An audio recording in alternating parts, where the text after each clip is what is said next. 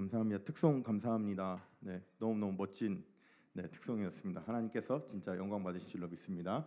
특송하시고 싶으신 분들은 학생회실 앞에 가면 화이트보드가 있더라고요. 거기에 이렇게 써주시면 돼요. 3월 달은 제가 기억하기로는 셋째 주가 비어 있습니다. 네, 그래서 다음 주, 그 다음 주, 마지막 주, 아니 3월 첫째 주죠. 네, 지금 셋째 주가 비어 있고 다 차 있으니까 하고 싶은 마음이 있으신 분들은 적어주시면 되겠습니다. 악기도 괜찮습니다. 네. 오늘 성경 봉독할 때는 요한일서 말씀으로 할 건데요. 들어올 때 종이 한 장씩 받으셨을 거예요. 우리가 3월 17일 날 뭐가 있죠? 네, 말씀 암송이 있어요. 그래서 금요 집회 때 말씀 암송을 해야 되는데 그 본문으로 한번 그래도 설교를 하면 좋겠다 이렇게 생각이 들어서 이렇게 오늘 설교를 이 본문으로 잡았습니다. 한번 보실까요? 네, 많이 외우고 있죠? 네, 한번 해보도록 하겠습니다. 오늘 성경 봉독은 이거 보고 할게요. 다 하실 수 있겠죠? 네, 당황하신 분들은 이번 주에 빨리 외워주세요. 같이 해서 다 같이 한번 참여하면 좋겠습니다. 힌트 있어요. 색깔별로 같은 단어입니다. 네, 같이 한번 읽겠습니다. 시작. 끝까지 읽을게요. 시작. 사랑하는 자들아, 우리가 서로 사랑하자. 사랑은 하나님께 속한 것이니 사랑하는 자마다 하나님으로부터 나서 하나님을 알고 사랑하지 아니하는 자는 하나님을 알지 못하나니 이는 하나님은 사랑이심이라. 하나님의 사랑이 우리에게 이렇게 나타난 바 되었으니 하나님이 자기의 독생자를 세상에 보내심은 그로 말미암아 우리를 살리려 하심이라. 사랑은 여기 있으니 우리가 하나님을 사랑한 것이 아니요 하나님이 우리를 사랑하사 우리 죄를 속하기 위하여 화목제물로 그 아들을 보내셨음이라. 사랑하는 자들아, 하나님이 우리같이 우리를 사랑하셨은즉 우리도 서로 사랑하는 것이 마땅하도다. 어느 때나 하나님을 본 사람이 없으되 만일 우리가 서로 사랑하면 하나님이 우리 안에 거하시고 그의 사랑이 우리 안에 온전히 이루어지느니라. 그의 성령을 우리에게 주심으로 우리가 그 안에 거하고 그가 우리 안에 거하시는 줄을 아느니라.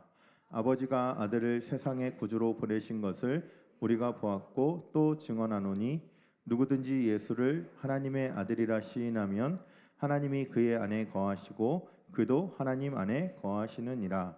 하나님이 우리를 사랑하시는 사랑을 우리가 알고 믿었노니 하나님은 사랑이시라. 사랑 안에 거하는 자는 하나님 안에 거하고 하나님도 그의 안에 거하시느니라. 이로써 우리에게 온전히 이루어진 것은 우리로 심판날에 담대함을 가지게 하려 함이니 주께서 그러하심과 같이 우리도 이 세상에서 그러하니라. 사랑 안에 두려움이 없고 온전한 사랑이 두려움을 내쫓나니 두려움에는 형벌이 있음이라. 두려워하는 자는 사랑 안에서 온전히 이루지 못하였느니라. 우리가 사랑함은 그가 먼저 우리를 사랑하셨음이라. 하나님을 사랑하노라 하고 그 형제를 미워하면 이는 거짓말하는 자니 보는 바 그 형제를 사랑하지 아니하는 자는 보지 못하는 바 하나님을 사랑할 수 없느니라. 우리가 이 계명을 주께 받았나니 하나님을 사랑하는 자는 또한 그 형제를 사랑할지니라. 아멘. 네, 오늘 설교 본문 말씀이고요. 지금 이거 보고 읽은 거예요? 네, 되게 잘 읽네요. 처음 읽는 건데. 네, 많이들 하고 계시죠? 네, 하고 계시죠? 네, 3월 17일 날 얼굴을 볼 수 있는 분들 한번 손 들어 볼까요? 3월 17일 날. 네, 안 된 분들은요. 네, 오셔야 돼요. 그날 와서 우리 다 같이 하고 지난주 금요 집회 때 권사님들이 한 500번 이상 이렇게 하셨는데요. 진짜 잘하시더라고요. 그래서 우리랑 분량도 거의 비슷한 것 같아요. 그런데 진짜 정말 잘하셨거든요. 우리도 좀 잘하는 모습을 한번 보여드리면 좋을 것 같습니다. 어른들에게 우리가 신앙생활하는 거를 보여드릴 기회가 사실은 적어요. 그래서 이런 기회 있을 때 잘 보여주면 점수가 많이 높아지는 거예요. 그래서 이렇게 해주시면 감사하겠습니다. 오늘은 수련회 때 있었던 이야기들을 가지고 팀장님들하고 또 학생회하고 이렇게 회의를 하면서 그 평가회를 좀 가졌어요. 그때 평가회 하면서 어떤 점이 좋았고 뭐 이런 이야기들 나오면서 이 부분을 조금 한 번 더 이렇게 확실하게 다뤄주면 이 주제에 관해서는 충분히 우리가 빌더스 안에서 제가 사역하면서 충분히 다루겠다 이런 생각이 좀 들었어요. 그래서 오늘 이 주제를 가지고 설교를 하려고 주저왔는데요. 오늘 설교 제목은 사랑합니다입니다. 우리 옆 사람에게 한 번만 더 고백할까요? 사랑합니다. 사랑합니다. 사랑합니다. 우리 교회에서도 그렇고 이 사랑합니다가 사실은 되게 많이 쓰는 데가 교회거든요. 이게 뭐 사실 사랑합니다는 아무 관계가 이게 아무한테나 할 수 없는 말이긴 하잖아요. 뭐 가족 안에서라든지 연인이나 뭐 부부 관계라든지 어떤 그런 특별한 관계성이 맺어졌을 때 할 수 있는 말들인데 교회 안에서는 심심치 않게 이런 것들을 시켜요. 또 중형교회는 인사하는 말로 사랑합니다 되게 많이 쓰거든요. 사랑합니다, 축복합니다. 그래서 설교를 들을 때마다 사랑합니다, 축복합니다. 금요 집회 오시면 담임 목사님께서도 사랑합니다, 축복합니다 하고 시작하시고 이 사랑이라는 말을 진짜 많이 쓰는데 우리가 그 사랑합니다라는 말을 쓸 때 그 마음속에 어떠한 마음이 담겨 있어야 되고 또 그 마음을 담아서 사랑합니다라는 말을 어떻게 표현해야 되는가를 조금 이 시간 한 번 더 생각해 보도록 하겠습니다. 오늘 이 말씀을 읽었을 때 진짜 제가 세 단어만 이렇게 가려놨잖아요. 사랑, 하나님, 우리. 네, 이게 다 핵심이에요. 사랑, 하나님, 우리. 하나님이 우리에게 사랑을 베풀어 주셨습니다. 우리도 하나님을 따라서 사랑해야 됩니다. 하나님처럼 우리도 사랑해야 됩니다. 사랑은 하나님이 우리에게 보여주셨습니다.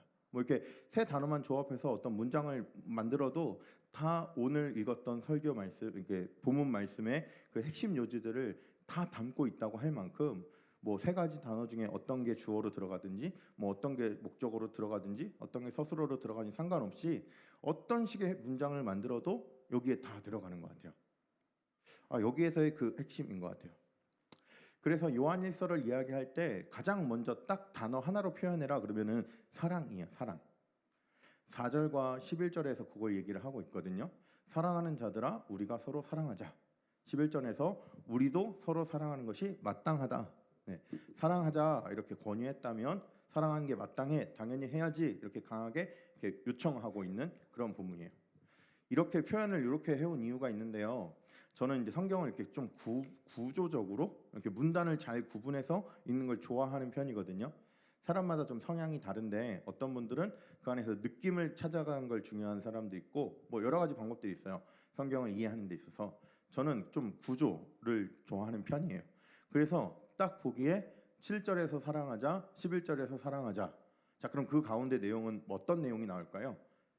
추측을 해보면 왜 사랑해야 되는지 뭐 이런 이야기들이 그 안에 담겨 있어요. 그래서 사랑하자 했을 때 이 사랑하자는 의미가 무엇일까를 우리가 상상으로 생각으로 또 성경의 모든 지식을 합쳐서 이야기할 수도 있지만 요 안에 들어있는 내용으로 우리가 본문에 따라서 성경 말씀에 따라서 생각해 볼 수 있는 거예요. 오늘은 그 생각을 우리가 같이 한번 해보겠습니다. 여러분 사랑이 감정일까요? 아니면 의지일까요? 어떻게 생각할 수 있을 것 같아요? 감정이다 사랑은 아니면 의지다. 한번 손 들어볼까요? 감정일까요? 의지일까요? 감정이라고 생각하시는 분, 네, 의지라고 생각하시는 분, 네, 네 비슷비슷해요. 네, 비슷비슷해요. 근데 감정이다, 의지다. 그러면 여기에서 이거는 뭐 사람마다 생각하는 관점에 따라 조금 다를 수는 있는데 이런 책이 있어요. 사랑의 기술이라는 책 혹시 읽어본 사람 있어요? 에리히 프롬, 네 맞죠? 요 분인데요. 사랑이란 한순간에 피었다가 지고 마는 감정 따위가 아니라 끊임없는 노력과 훈련이 필요한 기술이자 결단이다. 좀 이게 어감을 좀 강하게 번역을 한 것 같긴 해요. 감정 따위 이렇게 하니까 되게 감정적으로 갖고 있는 이 사랑이라는 감정은 별로 필요 없는 거다, 쓸모 없는 거다 이렇게 얘기하는 것 같긴 한데 뭐 저분의 배경 자체가 조금 그래서 그러는 것 같아요. 또 저분이 가지고 있는 철학적인 사조가 좀 저런 의미이기 때문에 더 그런 것 같아요. 미국 사람인데 그 독일에 가서 공부했다고 했나 그럴 거예요. 네, 그렇게 했던 것 같아요. 그래서 조금 더 분석적이고 조금 더 이성적이고 뭐 이런 느낌들이 있어서 더 저렇게 나오는 것 같긴 한데 사랑을 이야기할 때 이 단어가 이 표현이 이분의 그 책이 어떤 지표가 될 만큼 그 분야에 있어서는 철학적인 그 분야에 있어서는 되게 지표가 되는 어떤 중요한 책이거든요. 그래서 많은 사람들이 이걸 읽어요. 그래서 저도 읽어봤는데 또 읽은 분들도 많이 계실 텐데 여기서 이야기하는 것들의 핵심은 이거예요.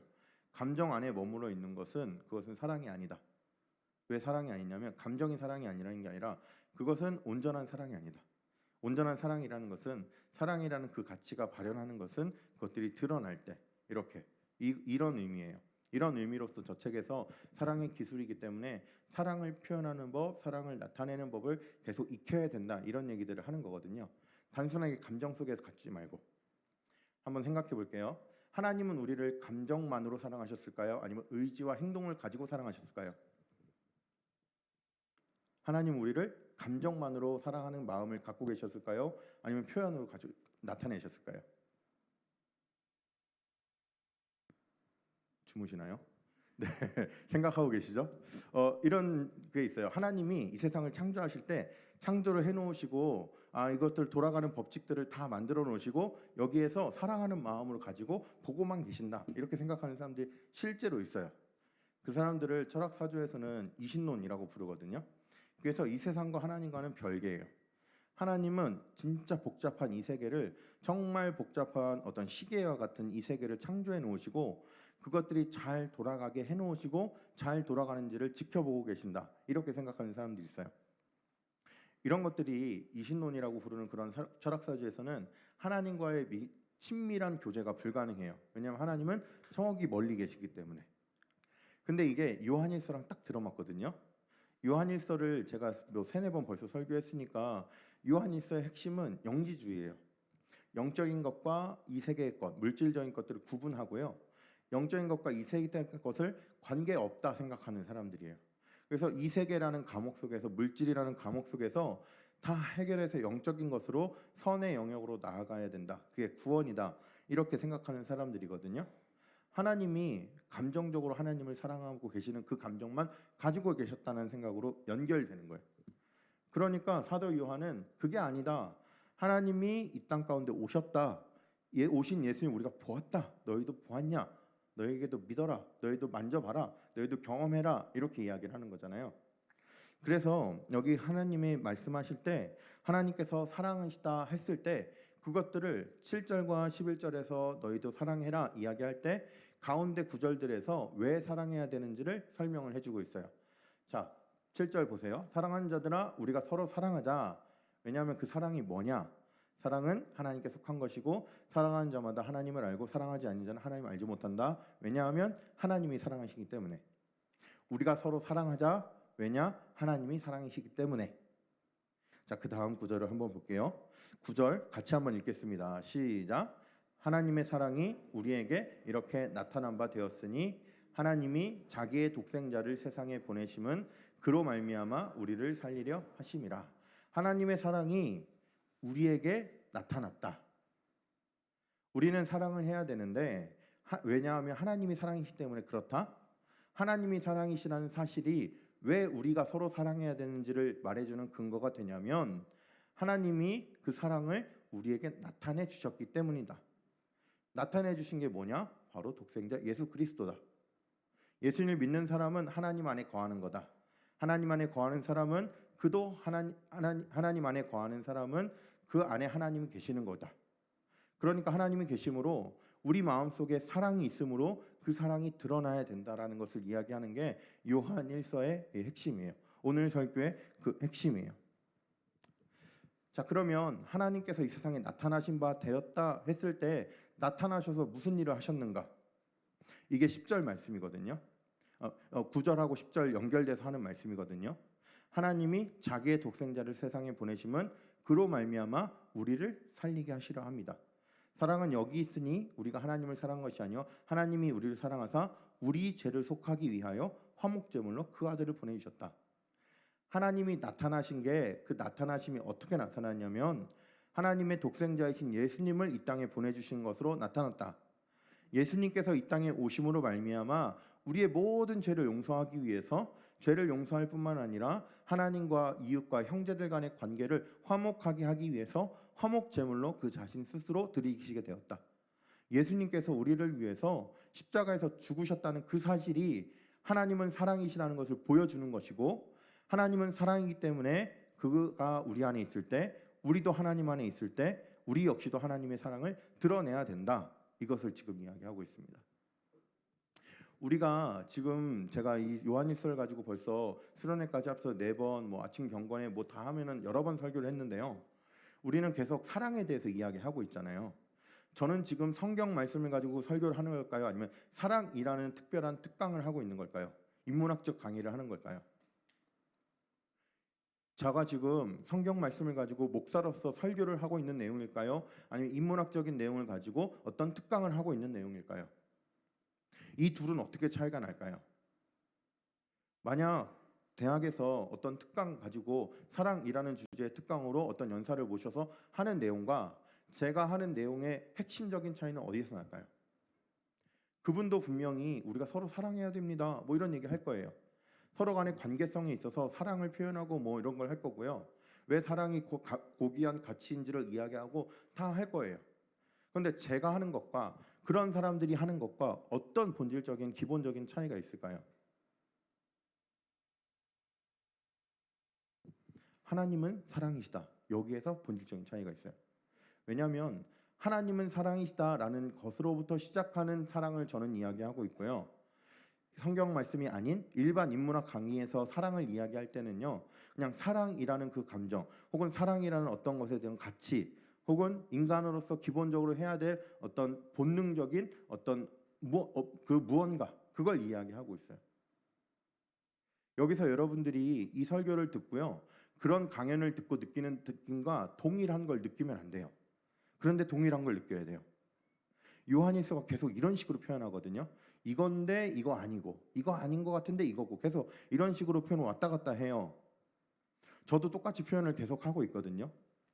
수련회 끝나고 팀장님들한테 받았던 피드백이 뭐였냐면 수련회 시간에 제 설교가 비슷한 말을 계속 반복하는 것 같은 느낌이라 좋았대요. 저는 원래 제 스타일은 아니거든요. 저는 설교를 쓸 때 어떻게 쓰냐면 이 본문을 보고 본문을 연구하고요. 여기에서 해줘야 될 핵심적인 어떤 한 이야기를 한 말을 한 문단으로 만들어요. 한 뭐 7, 8줄에 되겠죠? 뭐 그 정도의 문단으로 만들고요. 그리고 나서 그거를 하나 한 문장 한 문장을 한 덩이 한 문단으로 다시 쪼개요. 만약에 하나님은 사랑이시다였잖아요. 하나님 사랑은 왜인가? 그러면은 하나님은 사랑입니다. 그러므로 우리는 사랑해야 됩니다. 이 두 문장을 전하려면 하나님은 사랑입니다. 그러므로 우리는 사랑해야 됩니다. 이게 딱 정리가 되고요. 그리고 나서 이걸 문단으로 나눠요. 하나님은 사랑입니다. 왜 하나님이 사랑인지 쭉 설명하고 그러므로 우리도 사랑해야 됩니다. 왜 사랑해 어떻게 사랑해야 되고 뭐 이렇게 저는 이렇게 좀 확장하는 형식으로 써서요. 제 온전한 설교문을 보면 첫 문장들만 딱 읽으면 거의 그 주의 핵심이 파악되도록 하는 게 제가 이상적으로 생각하고 있는 제 설교문이거든요. 뭐 매주 되진 않아요. 되게 어려운데 그렇게 연습하고 있는데 저는 그래서 이렇게 반복하는 느낌으로 별로 설명 안 하는 편이에요. 제 설교를 뭐 이제 2달 넘게 이제 들었잖아요. 하다 보면은 갑자기 막 너무 이상한 데로 가 있지 않나요? 가다 보면 비슷한 얘기인 것 같은데 너무 다른 이야기. 놓치면 따라가기 힘든 게 제 스타일이거든요. 보통 그런 평가를 많이 받아요, 저는. 그래서 조금 더 쉽게 하고 쉽게 해야겠다, 쉽게 해야겠다 이런 생각들을 많이 하는데 이번 수련회는 비슷한 얘기들을 계속 반복해줘서 너무 좋았다. 그래서 좀 신앙이 약한 친구들에게도 조금 이해될 수 있는 어떤 이해될 수 있었다 이런 얘기를 피드백으로 저한테 전달해 주더라고요. 오늘도 비슷한 얘기를 하는 건데요. 왜냐하면 요한일서 자체가 계속 그래요. 그래서 요한일서 자체가 계속 그런 이야기를 반복하고 있어요. 그런데 우리가 여기에서 이 설교를 듣고요. 일반 강의를 듣고 드는 느낌이 사랑해야겠구나. 이건 동일할 수 있어요. 그런데 왜 사랑해야겠구나 분명히 달라야 돼요. 그 다른 점이 바로 9절 10절이에요. 다시 한번 9절 10절 연결해서 읽도록 하겠습니다. 다 같이 읽겠습니다. 시작. 하나님의 사랑이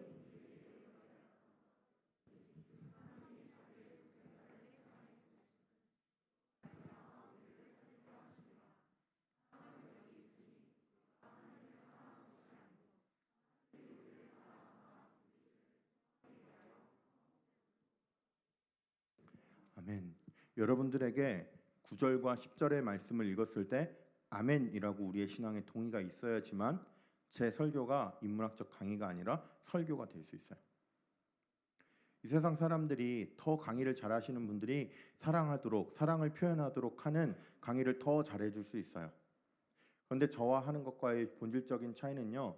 9절과 10절 말씀을 우리가 아멘이라고 대답할 수 있느냐 없느냐예요.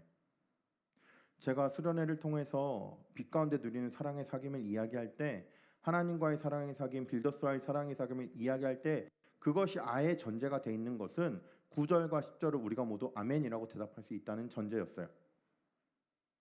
여러분들이 그 설교를 들으면서 뭐 잘 이해가 안 됐고 혹은 내가 이걸 왜 듣고 있어야 되나 혹이라도 그런 생각을 하신 분이 계시다면 한번 이 시간 진지하게 자신에게 질문해 보세요. 9절과 10절이 우리에게 아멘이라고 고백이 되는지. 되게 재미있는 기사 읽었거든요. 지난주에 3.1절이 있었잖아요. 그 3.1절에 세종시에서 일어난 사건 알죠? 기사 본 적 있죠? 우리 3.1절이면 태극기 개항하잖아요. 일장기를 걸어놓은 거예요. 어떻게 그런 일이 있을 수 있는지.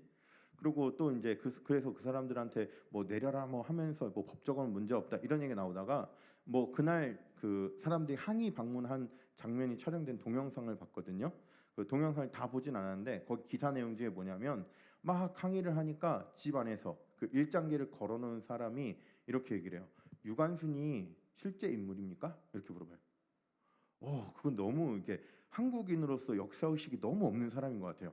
좀 이렇게 그런 것 같아요. 그렇게 단정 지어야 될 것 같아요. 그 사람은 좀 너무 심한 것 같아. 그런데요. 그런데 중요한 건 교회 안에서 9절과 10절이 실제라고 믿지 않는 사람들이 있다라는 게 문제예요. 9절과 10절에서는 우리 복음의 아주 핵심, 가장 중요한 걸 이야기하고 있거든요. 하나님은 눈에 안 보이세요. 하나님은 영적인 분이세요. 우리가 알아낼 수 없어요. 그런데 하나님은 우리를 사랑하셔서 하나님이신 그분께서 인간의 몸을 입고 이 땅 가운데 오셨어요. 이 땅 가운데서 오신 것만이 아니라요. 우리의 모든 죄를 담당하시고 십자가에서 죽으셨어요. 우리가 이 하나님의 사랑을 믿을 때 우리가 그 십자가에서 나의 죄가 고백되었다는, 나의 죄도 함께 죽었다는 사실을 고백하게 될 때 제가 요한일서를 가지고 한 모든 설교가 여러분들에게 의미가 있어지는 거예요. 사랑합니다라는 제목으로 다시 한번 설교를 하는데요. 우리가 사랑합니다를 계속 이야기할 때, 하나님을 향해서도 사랑합니다를 이야기할 때, 우리 주변 사람들에게 사랑합니다를 이야기할 때 이 말의 의미가 있어지려면 우리의 마음속에서 9절과 10절 말씀이 아멘이라고 대답이 되어야 돼요. 우리 자신에게 물으면서 다시 한번 9절 10절을 읽도록 하겠습니다. 함께 읽겠습니다.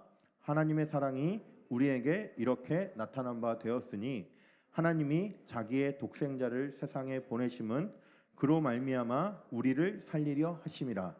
사랑은 여기 있으니 우리가 하나님을 사랑한 것이 아니요 하나님이 우리를 사랑하사 우리 죄를 속하기 위하여 화목제물로 그 아들을 보내셨음이라. 아멘. 여러분에게도 아멘이 되시나요?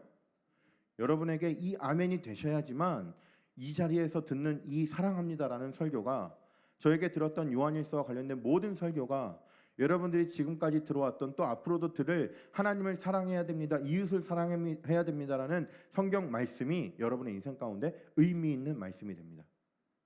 혹시라도 아멘 하는 것에 주저가 되시는 분들은 한번 진지하게 생각하시면서 어떤 이런 부딪힘이 왔을 때 피하지 마시고 그걸 진지하게 내 기도의 제목으로 삼으시고 조장들에게, 팀장들에게, 또 저에게 함께 기도해달라고 요청해 주시면 함께 기도하도록 하겠습니다. 이어지는 11절, 12절부터 쭉 나오는데요. 그것들이 하나님이 그럼 우리를 사랑하신 걸 우리가 어떻게 할 수 있느냐? 하나님이 우리 안에 계시다.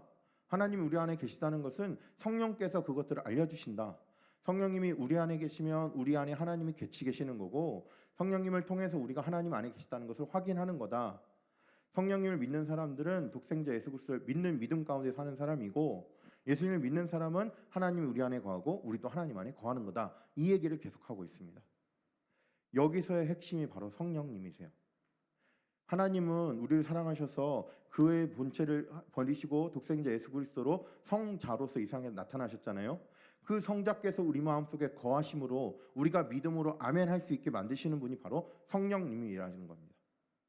여러분에게 이 9절의 10절의 말씀이 아멘이라고 되지 않고 혹은 조금이라도 걸림이 있다면, 조금이라도 이것에 대해서 의심이 된다면, 조금이라도 나와는 관계없고 이 잘 모르겠는 사람들이 든다면 우리는 그 가운데서 성령님을 의지해야 됩니다. 하나님, 내가 내 힘으로 이것을 알아낼 수가 없습니다. 믿어지지가 않습니다. 성령께서 내 안에 계셔서 내 안에 믿음을 허락해 주십시오. 우리가 믿은 것이 아니라 하나님이 우리가 먼저 하나님을 사랑한 것이 아니라 하나님 먼저 우리를 사랑했다는 사실을 우리가 알 때, 우리가 믿을 때, 그것이 믿어지는 성령님의 역사가 우리 안에서 일어날 때 이 믿음이 우리 가운데 생길 줄로 믿습니다. 하나님이 우리 안에 계시다는 것을 확실하게 아는 사람은 하나님 자체가 사랑이기 때문에 우리 역시도 사랑해야 된다 이야기하고 있습니다. 요한일서에서는 상대적 관계성에 있어서 되게 중요하다 그랬잖아요. 형제를 사랑하는 것을 되게 많이 강조한다 그랬잖아요. 예수님을 믿는 자, 그의 계명을 지키는 자가 예수님을 믿는 것과 형제를 사랑하는 것 거의 동격으로 그것을 비교하면서 이야기한다 했잖아요. 오늘 구절의 마지막 결론도 그렇게 됩니다. 20절, 21절 다 같이 한번 읽겠습니다. 누구든지 하나님을 사랑하노라 하고 그 형제를 미워하면 이는 거짓말하는 자니 보는 바 그 형제를 사랑하지 아니하는 자는 보지 못하는 바 하나님을 사랑할 수 없느니라. 우리가 이 계명을 주께 받았나니 하나님을 사랑하는 자는 또한 그 형제를 사랑할지니라. 요한일서에서 계속 강조하는 것처럼 하나님 사랑과 형제 사랑을 여기에서 다시 한번 이야기하는데 단순하게 이 두 가지를 이야기하는 것이 아니라 이 두 가지가 같은 것이다. 너희에게 사랑이라는 온전한 것이다 라고 이야기를 해주고 있어요. 19절에 보세요. 보는 바 그 형제를 사랑하지 아니하면, 내 눈앞에 보이는 형제를 사랑하는 것이 우리에게 없다면 보이지 않는 하나님을 사랑하는 것이 아니다 이야기합니다. 영지주의와 관련해서 생각해 보세요. 보이지 않는 하나님을 나는 사랑한다 말하는 사람들이었어요. 그럼 너가 하나님 사랑하는 거 어떻게 내가 알 수 있냐? 말해봐 하니까 말을 못하는 거예요. 나 하나님 사랑해, 나 하나님 사랑해, 이것밖에는 할 말이 없는 거예요. 그러니까 요한 사도가 말해주는 거죠. 하나님은 너를 그렇게 사랑하지 않았어. 하나님은 너를 사랑할 때 하나님이신 그분께서 이 땅 가운데 보이도록 나타나 주셨어. 나타나 주셔서 우리의 모든 죄를 담당해서 십자가에 죽으셨고 그걸로 인해서 너희를 사랑하는 것을 보여주셨어. 그래서 하나님을 사랑하는 사람은 그 사랑을, 형제를 사랑함을 통해서 영적인 세계 속에서만 사랑이 이루어지는 것이 아니라 우리 정신적인 교감만 이루어지는 그런 신앙이 아니라 눈에 보이는 사랑의 실천으로 너희들이 나타나야 돼라고 지금 이야기를 하는 겁니다. 우리가 서로를 사랑해야 돼요. 서로를 사랑해야 되는데요. 서로가 다 친하게 지내야 되고 뭐 한 교회고 이것도 중요한 이야기지만 그건 표면적 이유고요. 핵심은 뭐냐면요. 우리 안에 하나님이 계시기 때문에 그래요. 내가 옆에 있는 친구를 사랑하는 이유는 옆에 있는 친구 안에도 하나님이 계시기 때문에 그 하나님의 형상을 닮은 이 친구를 사랑함으로써 하나님을 사랑하는 것을 우리가 나타낼 수 있다라는 거예요. 하나님 우리한테 그렇게 하셨듯이. 하나님 우리에게 사랑, 정신으로만 사랑하신 것이 아니라 실제로 나타나서 사랑을 보여주신 것처럼 우리도 하나님을, 영이신 하나님을 생각 속에서만 사랑하는 것이 아니라 하나님의 형상이 담겨있는 이 친구를 사랑하는 모습을 통해서 하나님을 사랑하는 것을 나타낼 수 있다. 나타내야 한다는 것을 이야기하고 있습니다. 자, 그래서 우리는 서로를 사랑하자는 이야기를 많이 했어요. 빌더스 간의 사랑의 사귐을 나누자 이런 얘기 많이 했어요. 그래서 저녁에 기도할 때도요. 혹시라도 내가 관계 속에서 어려움이 있는 친구 있다면 같이 기도하시라고, 그 부분을 위해서 기도하시라고 제가 많은 요청을 드렸어요. 자, 그러면 우리는 사랑해야 되는데 어떻게 사랑해야 될까요? 사랑이 관념적인 것만 아니라 나타나야 된다고 계속 이야기를 하고 있는데 어떻게 나타나야 될까요? 우리가 조금 더 여기서 구체화시켰으면 좋겠어요. 이 책 읽어보셨나요 혹시? 사랑의 5가지 언어? 이 사랑의 5가지 언어라는 책이 있어요. 저거는 기독교 신앙서적인데요. 그 부부관계를 특히 이야기하는 책이에요. 혹시 아주 옛날 책이긴 한데 화성에서 온 남자, 금성에서 온 여자 이런 책 아세요? 네, 그런 책하고 비슷한 류의 책이거든요. 화성에서 온 남자, 금성에서 온 여자는 그냥 일반 사람들이 인문학적인 도서인데요. 요건 이제 신앙적인 관점에서 이야기를 하는데 참 이게 쉽지 않잖아요. 신앙 도서인데 일반인도 읽는 거는 쉽지 않잖아요. 이건 좀 그런 좀 책 중에 하나예요. 그래서 물론 기독교인들이 주로 읽긴 하지만 기독교인이 아닌 사람들도 이 책을 많이 인용하는 편인데 여기에서는요. 아까 그 에일 프롬처럼 그거를 이야기해요. 사랑은 생각 관념이 아니라 의지와 행동이 담겨 있다. 그래서 인간에게 사랑이라는 것이 5가지 표현 방법으로 드러나게 돼 있다는 것을 이야기해요. 첫 번째가 뭐냐면 인정하는 말이에요. 어떤 사람은요. 인정하는 말을 들음으로써 아 내가 사랑받고 있구나라고 생각이 들어요. 특히 이 책에서는 부부관계를 이야기하는데요. 비난하는 말이 아니라 아주 작은 말 한마디가 그 사람에게 내가 당신을 사랑합니다라는 말로 드러난다. 사랑합니다라는 고백 자체가 사랑을 받고 있다는 느낌을 아주 강하게 주는 사람들이 있다 이야기를 해요. 두 번째는요. 함께하는 시간. 내가 시간을 함께 보냄으로써 이 사람이 날 사랑하는구나를 느끼는 그 감정 코드가, 사랑을 느끼는 그 코드가 함께하는 시간인 사람들이 있다. 세 번째는 어떤 작은 선물들을 줄 때, 어떤 의미 있는 기념일들을 놓치지 않고 챙겨줄 때, 이럴 때 사랑합니다, 사랑한다는 그 메시지를 받는다. 네 번째는 봉사, 내가 할 수 있는 일 혹은 내가 하기 어려운 일을 대신해 줄 때, 나를 위해서 이렇게 수고하는구나를 느낄 때 사랑한다라는 감정을 느끼게 된다. 다섯 번째는 스킨십, 함께하는 시간들, 토닥임, 이제 부부관계니까 안아주고 그런 관계를 통해서 사랑의 감정들을 느끼게 된다. 이렇게 이야기를 하거든요. 여러분 한번 생각해 보세요. 이 다섯 가지 중에 여러분 어떤 게 해당이 되세요? 아마 이따가 조장님들하고 이런 이야기들을 조금 나눌 텐데, 내가 원하는 그 방법대로 나는 사랑을 요구하거든요. 이 책에서는요, 내가 원하는 방법대로 사랑하지 말고 상대방이 원하는 사랑의 코드로 내가 그 사랑을 표현해 줘라를 이야기해요. 근데 우리는 거기까지는 가지 말고, 우리는 나 자신의 사랑의 코드를 알고 그 사랑의 코드로 우리 조원들을 한번 섬겨보자라는 이야기를 오늘 나누어 주시면 좋겠어요. 부부 관계 이야기하면서 이런 이야기 많이 하거든요.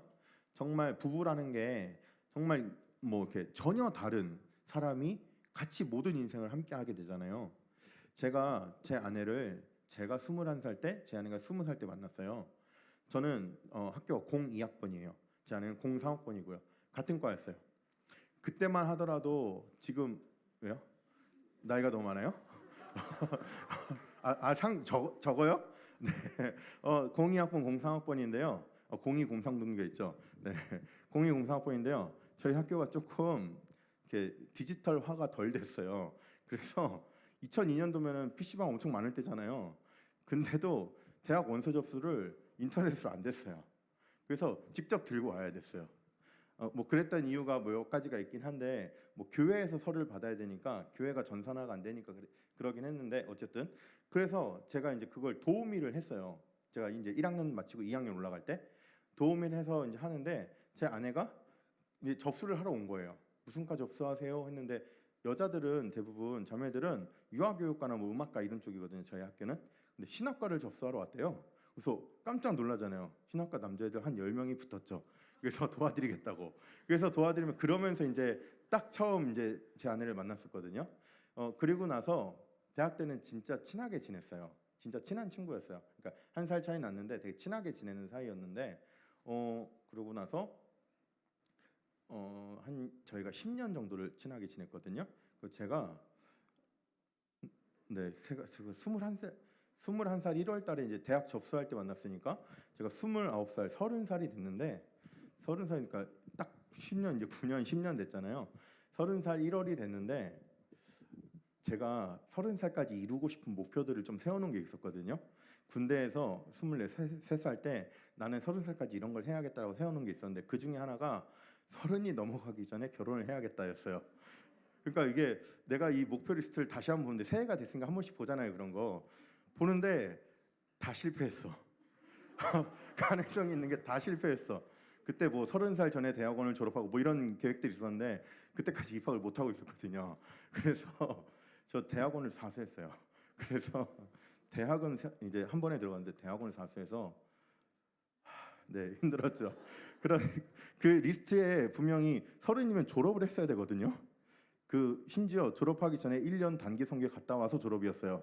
그런데 뭐 전혀 할 수 없으니까 하다가, 결혼은 30 전에 하고 싶다는 생각을 그때 했었어요. 보통 사역자들이 저처럼 대학부터 신학을 하면 결혼을 좀 일찍 하는 편이에요, 보통. 그래서 그렇게 하고 싶다는 생각을 했는데, 도저히 이게 해야겠는 거예요. 뭐라도 하나를 이루어야 되겠는 거예요. 그 중에 가장 가능성 있는 결혼. 네, 그래서 그때 생각을 했죠.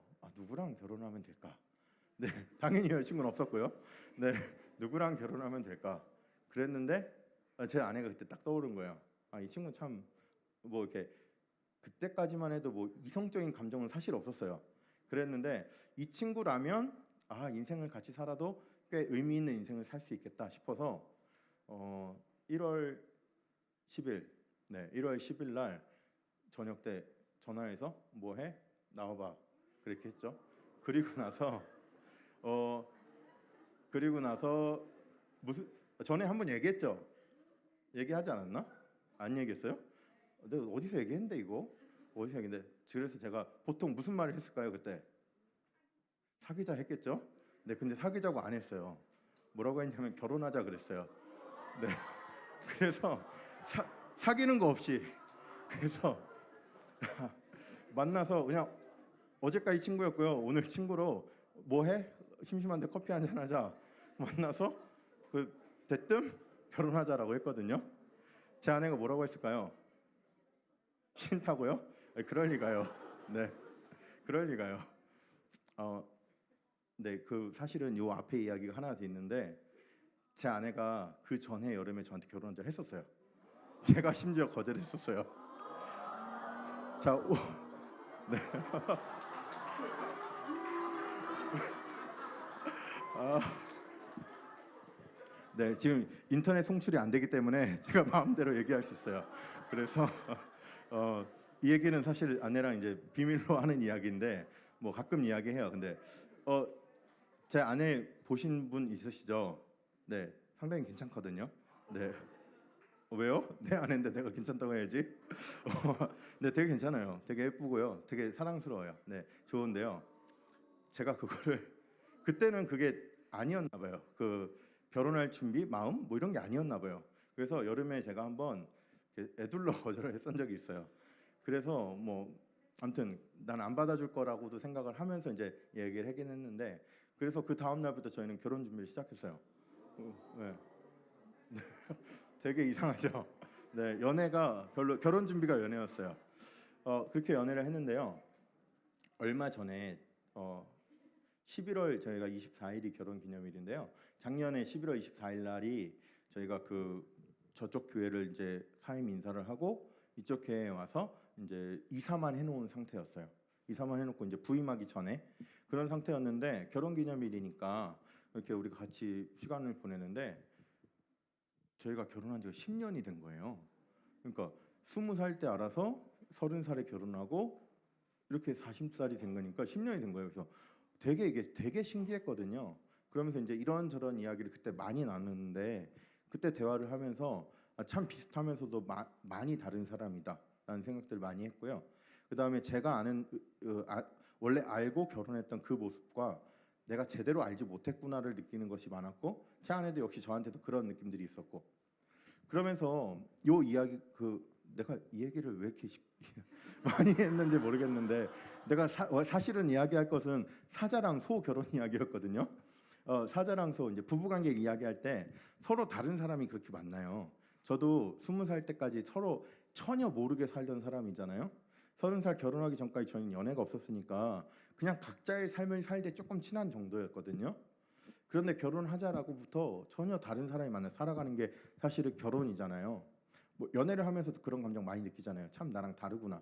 난 비슷한 점 많은 줄 알았는데 다른 점도 진짜 많다는 걸 이야기해요.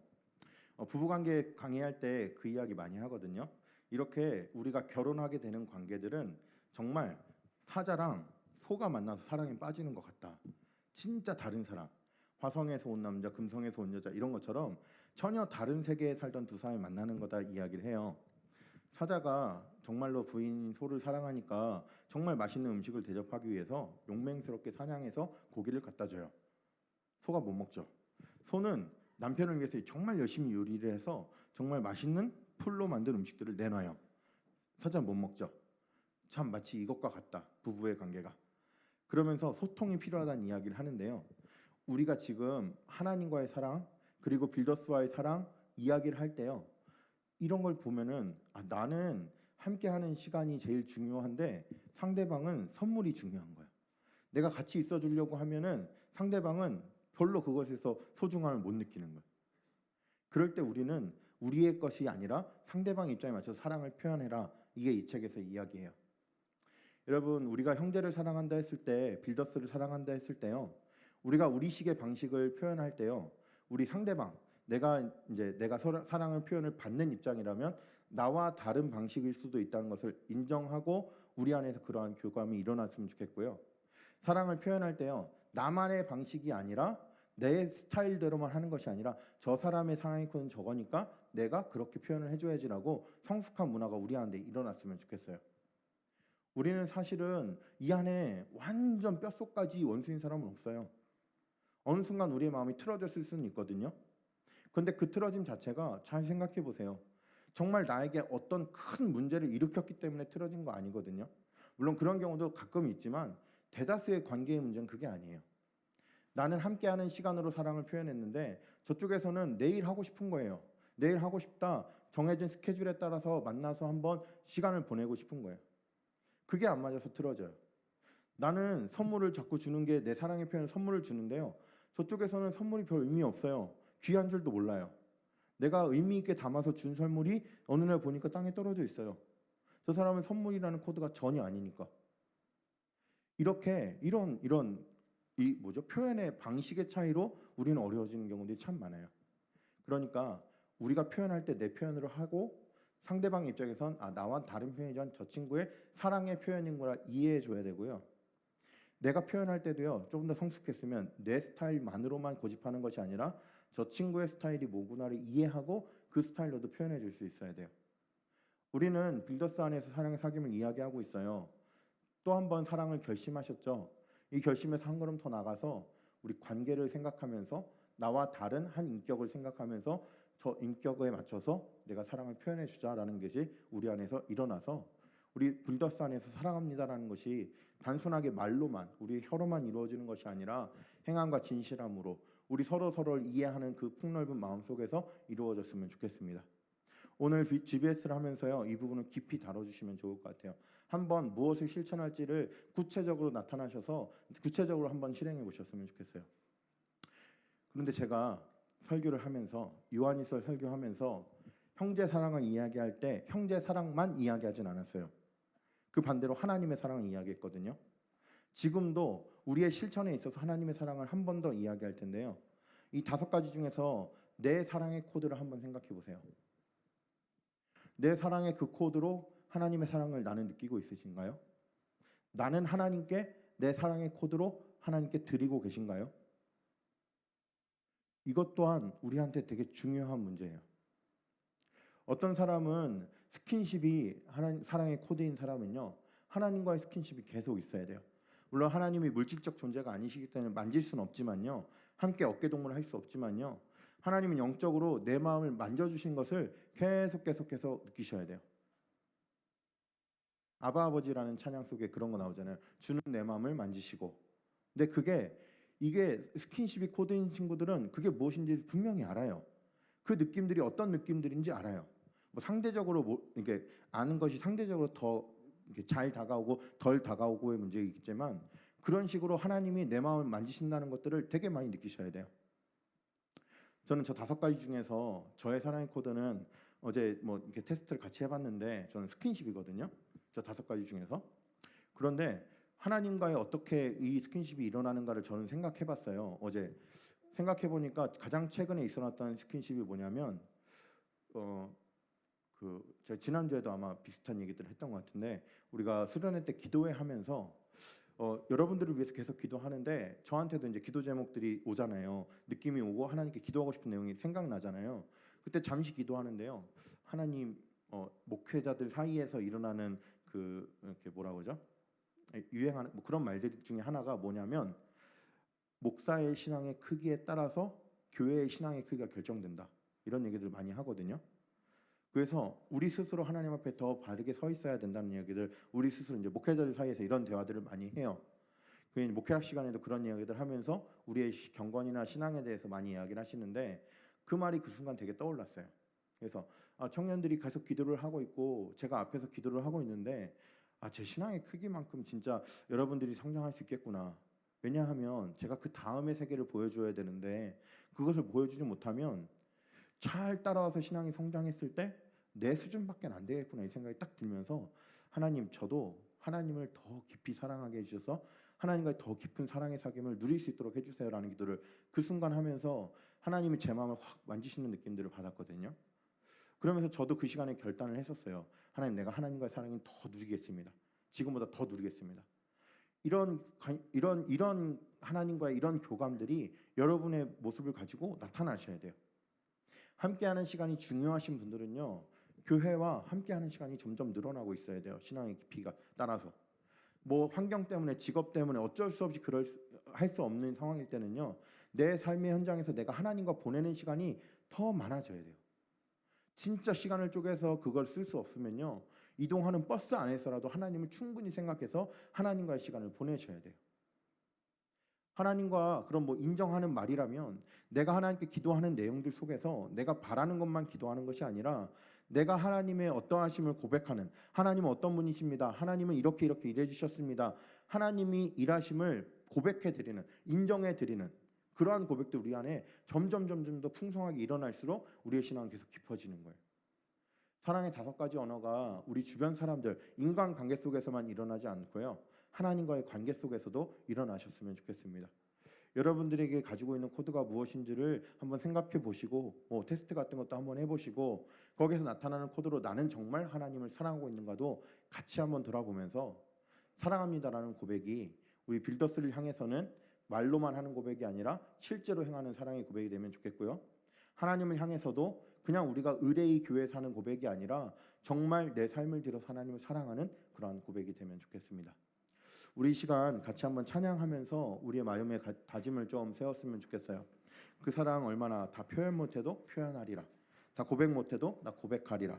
다 알 수 없어도 나 알아가리라. 이 찬양의 고백이 정말 하나님께서 우리에게 보여주신 그 사랑대로 하나님은 사랑이시기 때문에 우리가 하나님의 사랑을 보여드리는, 우리 나타내는 그런 믿음의 고백되었으면 좋겠습니다.